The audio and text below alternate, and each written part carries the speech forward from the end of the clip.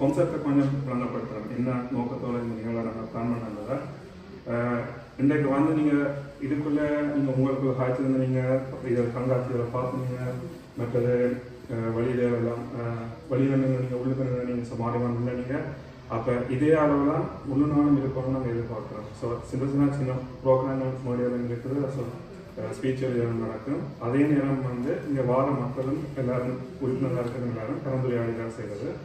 ஆரம்ப நிகழ்வு ஸ்டார்ட் பண்ணிக்கலாம். வந்து முதலஞ்ச இதுக்கு முன்னுக்கு ஸ்டார்ட் பண்ணி போட்டு உள்ளுக்கு பொடி வணக்கம் வீடியோ நடக்கும். இது வரைக்கும் நான் சொல்கிறது டச்சில் மட்டும் சொல்லி போட்டு நாங்கள் ஸ்டார்ட் பண்ணுவோம்.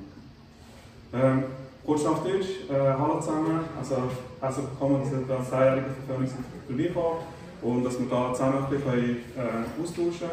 Ich habe kurz das Konzept von dem ganzen Event, also mit der typischen Form, die familischen Events und so Sachen, dass man den klaren Plan geht, Ablaufplan von A bis Z durch, einzelne Programmablauf.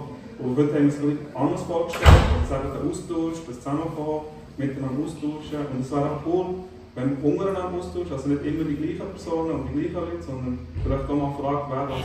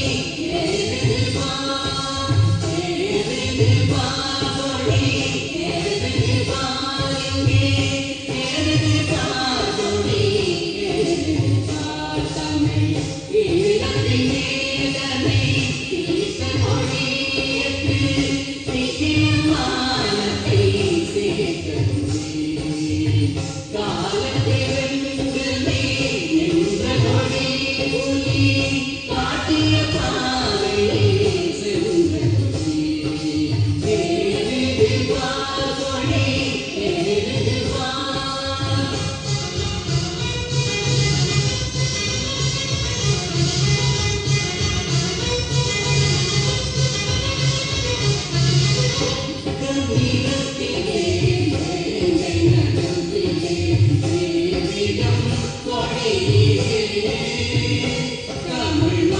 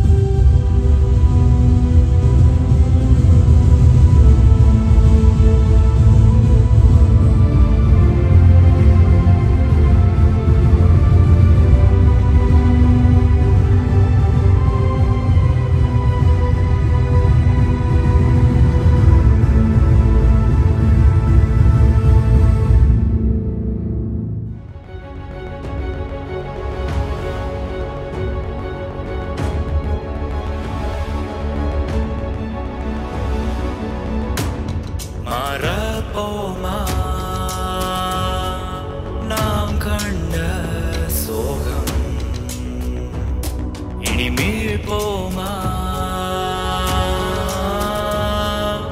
ஒன்றாகி நம் ஈழம் இளைய இளைய தமிழா தமிழா கடமை கடமை அறிவார் எழுந்திட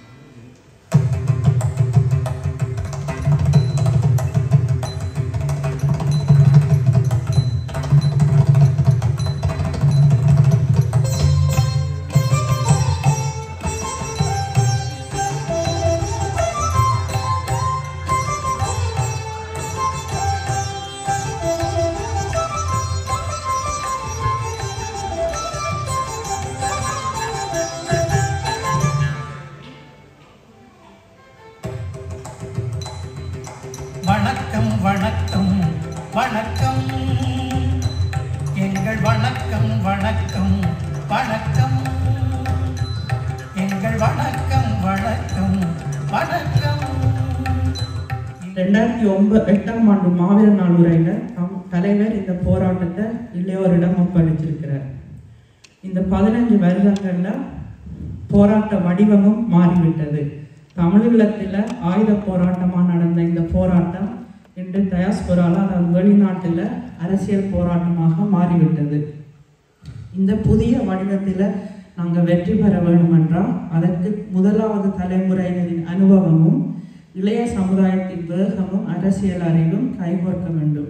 உங்களுக்கே தெரியும், இந்த காலகட்டத்தில் எங்களோட இனத்துக்குள்ள சில உண்மைகளை தேடி நிறைய பிரிவுகள் பிரச்சனைகள் ஓடிக்கொண்டிருக்குது.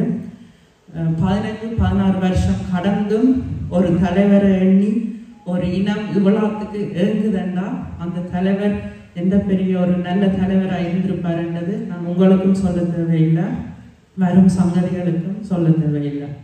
ஏனென்றால் எங்கள் தலைவர் அவர்களுக்கு ஆசையே கிடையாது. அவர் ஆசைப்பட்டது ஒன்றென்றால் அது எங்களுடைய தேச விடுதலை மட்டும்தான். அப்படித்தான் அவர் ஓய்வொழிச்சல் இல்லாமல் தன்னுடைய பணியை தான் வாழும் காலம் வரைக்கும் அவர் நிறைவு செய்திருக்கிறார். நாங்களும் அவ்வாறே அவர் எங்களுக்கு தந்திருக்கின்ற அந்த பணியை எடுத்து செல்ல வேண்டும் என்று நான் வேண்டி நிற்கின்றேன்.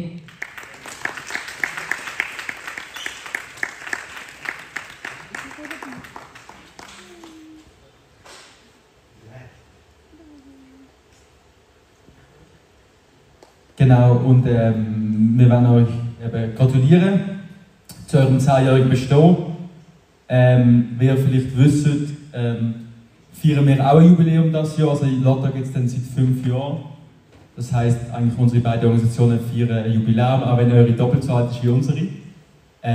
Und wir noch einen Weg vor uns haben, um auch das 10-Jährige zu erreichen. ஒரு உத்வேகமான இளையோர் அமைப்பாக கிட்டத்தட்ட 2016ஆம் ஆண்டிலிருந்து இவர்களோடு நாங்கள் நெருங்கிய தொடர்பினை ஏற்படுத்தியிருந்தோம். அவர்களுடைய நகர்வுகளை நீண்ட காலமாக நாங்களும் ஒரு இளையோர்களாக இருந்து இன்று நான் இளையோர் என்கின்ற வரிசையிலிருந்து தாண்டி வந்து கொண்டிருக்கின்றேன். இங்கே நடக்கின்ற ஒவ்வொரு நிகழ்வுகளும் எங்களை அப்படியே கண்ணாடிக்கு முன்னே நின்று பார்ப்பது போன்ற ஒரு உணர்வினை ஏற்படுத்துவதாக அமைகின்றது. யோசிச்சு பார்க்க நாங்கள் இந்த 10 வருஷங்கள் என்ன செய்தாங்கள் என்றால் பார்க்கத்தான் கொஞ்சமாக இருந்தது என்று தோணிச்சு. ஆனால் நாங்கள் அக்னி பறவைகள் அமைப்பாக கணக்க விஷயங்கள் இப்போ மட்டும் சாதிச்சிருக்கிறோம். 7 நாடுகளில் தமிழருக்கான பல துறையை கட்டியெழுப்பி அதை 10 வருஷமாக தொடர்ச்சியாக நடாத்த முடியும் என்றால் அது உங்களோட ஒத்துழைப்போடையும் தான் மற்றும் எங்களோட நம்பிக்கையும் உறுதியாலையும் தான் முடிந்தது. ஸோ எல்லோருக்கும் வணக்கம். சொன்ன மாதிரி ஃபேனிக்ஸோட 10வது ஆண்டு கொண்டாட்டத்துக்கு இங்கே வந்திருக்கிறோம். பக்கத்தில் கணக்க வேலை செஞ்சு அனுபவிச்ச ஒரு ஆள் நிற்கிறார். இவர்கிட்ட பேர் வந்து அவினாஷ். நீங்கள் என்ன பொறுப்பில் இருக்கிறீங்க ஃபேனிக்ஸில்? ஃபேனிக்ஸில் நான் பொருளாதார டிவிஷனில் கோஆர்டினேட்டர் நினைக்கிறேன். பொருளாதார, அதாவது ஃபைனான்சியல். ஸோ யாருக்காவது லோன் தேவையாண்டா வந்து கேளுங்க. மற்றது வந்து 10 வருஷம் வந்து ஒரு அமைப்பு தாண்டி வர்றது பெரிய விஷயம். ஸோ அந்த எக்ஸ்பீரியன்ஸ் உங்களுக்கு எப்படி இருக்குது? சந்தோஷமாக இருக்குது. ஏன்னா ஒரு ஒரு ஆர்கனைசேஷனாக 10 வருஷமாக கொண்டு வர்றது ஒரு ஈஸியான விஷயம் இல்லை. கணக்கு தடைகள் வரும், கணக்கு பிரச்சனைகள் வரும். அதை தாண்டி எங்களோட லட்சியத்தை நோக்கி போகிறது கொஞ்சம் எங்களுக்கு ஒரு ப்ரவுட் ஃபீலிங்காக இருக்குது. ஓகே, வாழ்த்துக்கள். 10 வருஷம் தாண்டி வந்துக்கிறேன். நீங்கள் எத்தனாவது வருஷத்துல இருந்து பணியாற்றுறீங்க? ஸோ எவ்வளோ வருஷம் நீங்கள் ஃபேனிக்ஸில் சேர்ந்து? இப்போ நான் சேர்ந்து இப்போ ஒரு 6-7 வருஷமாக இருக்கும். 6-7 வருஷம். இந்த 6-7 வருஷத்தில் மட்டாக்கள் மாதிரி ஸோ இது என்னதுக்கு இவ்வளோ தடைகள் வருது, இவ்வளோ பிரச்சனை வருது, விட்டுட்டு நாங்களும் எங்களோட வேலையை பார்ப்போண்டு எப்போ நினச்சிக்கிறீங்களா? இல்லை, கண்டிப்பாக நெஞ்சில் வச்சு சொல்லுவேன். சில நேரத்தில் நான் அப்படி கேட்டாலும் எங்களுக்கு நடந்ததை பற்றி யோசிப்பேன். ஸோ எனக்கு பர்சனலாக நடக்காட்டியும் இந்த மக்களுக்காக அப்படி நடந்தது. ஸோ அதே ஒரு காரணமாக, அதுக்கு மேலே ஒரு காரணம் இருக்குது. ஓகே, மற்ற ஒரு முக்கியமான கேள்வி. இப்போ எங்களோட வயசில் வந்து இன்றைக்கு சனிக்கிழமை 24ஆம் தேதி எப்படியும் ஒரு 30 கிராத் இருக்கும். இப்போ எல்லோரும் மாத்தங்கரையிலையும் பாட்டிலையும் சுற்றுவாங்க. ஸோ இந்த வயசுலேயும் அதுகளுக்கு இணங்காமல் இங்கே வந்து வேலை செய்யணுமென்று உங்களை பணியாற்ற வைக்கிற அந்த உணர்வு என்ன? எங்களுக்கு இருக்கிற ஃப்ரீடம் வந்து எல்லாருக்கும் இல்லை. ஸோ இப்படி நாட்கள் நாட்கள் இருக்கும் வருஷத்துக்கு. ஸோ 7 நாள்லேயும் ஒரு நாளாவது ஒரு நீங்கள் ஒரு 5 நிமிஷமே போராட்டத்துக்கு இன்வெஸ்ட் பண்ணாலே நீங்களும் அதுலேயும் ஒரு பங்கு தான். ஸோ அவைக்கு எவ்வளோ ஏழுமோ அந்தளவுக்கு பங்கெடுத்துனா நல்லாயிருக்கும்.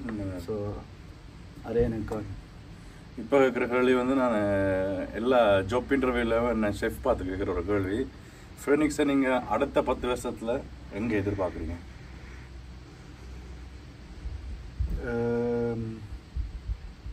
அது நான் இப்படி சொல்கிறத விட நாங்கள் செஞ்சு காட்டுறது தான் நல்ல நினைக்கிறேன். இதுதான் தலைவரின் வழிநடத்தல். ஸோ கணக்கு அமைப்புகள் இருந்தாலும் ஃபேனிக்ஸை மாதிரி அமைப்பு வந்து நான் கொஞ்சம் பேரிலிருந்து ஒருத்தரும் இல்லை. நான் எந்த அளவில் நான் இன்ட்ரடியூஸ் பண்ணினதில்லை. ஸோ ஃபேனிக்ஸ் வந்து உண்மையிலேயே முழுக்க இளையோர், முழுக்க ஈழ உணர்வு, தலைவரின் வழிநடத்தலில் பணியாற்றி கொண்டிருக்கிற ஒரு அமைப்பு. ஸோ நீங்களும் இளையோராக இருந்து உங்களுக்கும் இந்த சுவிஸ் நாட்டிலேயோ கனடா நாட்டிலேயோ எந்த வெளிநாட்டில் இருந்தாலும் தமிழில் தான் எங்களோட சொந்த நாடுன்னு நினைக்கிற அந்த ஒரு மானமுள்ள வளர்ப்புகளை நீங்களும் ஒரு இளையோராக இருந்தீங்களாண்டா ஃபேனிக்ஸோட கான்டாக்ட் எடுங்க. இந்த நாட்டில் மட்டும் இல்லை, எத்தனை நாடுகளில் இருக்கிறீங்க நீங்கள் ஆக்டிவாக? இப்போ இப்போதைக்கு ஆஸ்திரேலியா, UK, டென்மார்க், இந்தியா மற்றும் மலேசியா.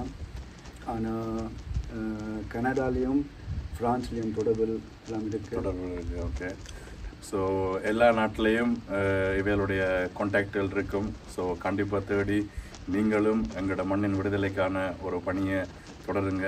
ஸோ வாழ்த்துக்கள் என்னொருக்கா 10 வருஷம் தாண்டி வந்ததுக்கு மென்மேலும் வளர வாழ்த்துக்கள். நெடலும் ஒன்று சொல்லுவீங்களே கடைசியில், அதை சொல்லி முடியுங்க. வெல்வது உறுதி. சுவிட்சர்லாந்து நாட்டில் ஃபீனிக்ஸ் பறவைகள், அதாவது அக்கினி பறவைகள் அமைப்பு புதிதாக உருவாகியிருக்கிறது. இந்த இயக்கம் 2014 தொடங்கியிருக்கிறாங்க. முழுவதும் இளைஞர்களையும் சகோதரிகளையும் இணைத்து இளைஞர்களாக இந்த இயக்கத்தை முன்னெடுத்திருக்கிறார்கள். இவர்களுக்கு அனுபவம் வாய்ந்த போராட்ட களத்தில் இருந்த போராட்ட களங்கள் தோளோடு தோள் நின்று போராடி கொண்டிருந்த நம் முன்னோர்களை அவர்களை அழைத்து அவருடைய ஆலோசனைப்படி இந்த இயக்கத்தை நடத்தி கொண்டிருக்கிறார்கள். அடுத்த தலைமுறையை விளங்கப்படுத்துறதுக்கு அப்போ இதே இன்னும் வேகப்படுத்தி செயல்படணும்னு சொன்னீங்க. ஒரு அடுத்த 10-15-20 வருஷத்துக்குள்ள இன்னும் கூடின ஒத்துழைப்பு மக்கள் மத்திய எங்களுக்கு தேவை. உதவி திட்டங்கள் இதே சம்பந்தப்பட்ட விஷயத்த நீங்கள் பின்னுக்கும் பார்த்துருப்பீங்க. அதில் நாங்கள் சப்போர்ட் பண்ணுறோம். ஆனால் எங்களோட மெயின் நோக்கம் தமிழில் விடுதலை போராட்டம். ஏனென்று சொன்னால் தமிழ் மக்களுக்கு தெரியாமைய சுஞ்சினி உரிமை இல்லை. இதை உருவாக்குறதுக்காண்டி உறுதியாக நாங்கள் போராடுவோம். ஸோ 10 வருஷம் என்றது பெரிய ஆழமாக தெரியும். இந்த விடுதலை போராட்டத்தை வரைக்கும் இது சின்ன நொடி தான். உங்களுக்கு ஒரு 2 வீதம் கூட நாங்கள் இன்னும் செய்யலை. தொடர்ந்து ஒரு 30-40 அடுத்த தலைமையை கூட உருவாக்கி நான் இதுக்கான வேலைகளை செய்ய வேண்டி இருக்குது. எல்லாரும் ஒத்துழைங்கோ, வேலை செய்வோம். தமிழின் தானம் தமிழக தாயம் வெல்வது. எல்லாருக்கும் வணக்கம். நான் ஆர்ட் டிவிஷனுக்கு பொறுப்பாக இருக்கிறேன் ஃபீனிக்ஸ் பறவையில். நாங்கள் 2021 HFTயோட எக்ஸிபிஷன் தொடங்கினாங்க. அந்த சில படங்கள் முன்னுக்கு நாங்கள் கண்காணிப்புக்கு வச்சிருக்கிறோம், பார்க்கலாம். அதில் இருந்து 2021 நாங்கள் ஒவ்வொரு வருஷம் HFT நடக்க எக்ஸிபிஷனும் சேர்ந்து செய்கிறோம். ஒவ்வொரு எல்லா நாட்டிலேருந்தும் ஆர்டிஸ்ட்கள் அவங்க ஓவியங்களை வரைஞ்சி தரணும். அதோட எங்களோட கொள்கை என்னென்னா எல்லா புலம்பெயர்ந்து வாழ்கிற எல்லா தமிழ் ஆர்டிஸ்ட்களையும் ஒன்று கூட்டி ஒரு நெட்வொர்க் உருவாக்குற மாதிரி. விடுதலை போராட்டத்தில் குன்ஸ்ட் ஆர்ட் ஓவியம் என்றால் ஏன் முக்கியம் என்றால் வார்த்தைகளால் சொல்ல முடியாத கருத்துக்கள், உங்களோட உணர்வுகள், அதில் என்னென்னு பகிர்ந்து கொள்ளலாம் என்றால் அதுக்கு கலை மிக முக்கியமானது. அதில் ஓவியமும் ஒரு பங்காக இருக்கிறத நான் நம்புகிறேன்.